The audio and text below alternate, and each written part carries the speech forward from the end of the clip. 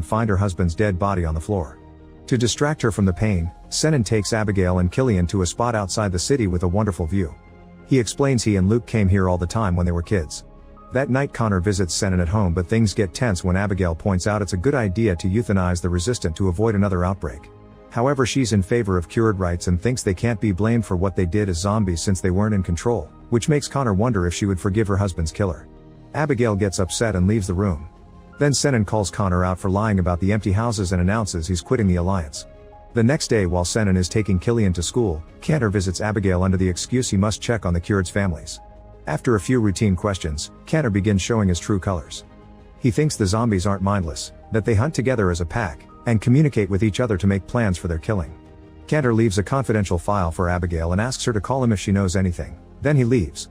When Abigail opens the file, she's surprised to see pictures of Senan and Connor while they were zombies. Afterward, Abigail sneaks into the accommodation center through the back door to get some footage.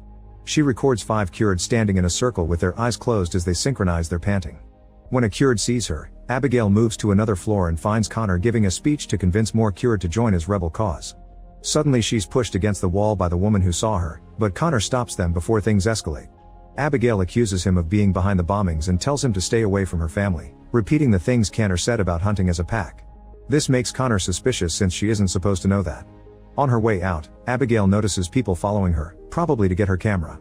She runs to hide inside an empty room and climbs out the window, only for a man to grab her and try to pull her back in. Abigail defends herself and brings down the window on the guy's hand before running away. In her office, Joan hears that the soldiers have killed all the resistant in level 1. She then notices Jo sitting up on her stretcher, so she approaches her to try to communicate with her. As soon as Joan tries to touch her, Jo jumps on her and makes her fall. The noise immediately gets the attention of the soldiers, who come in to tie a rope around Jo's neck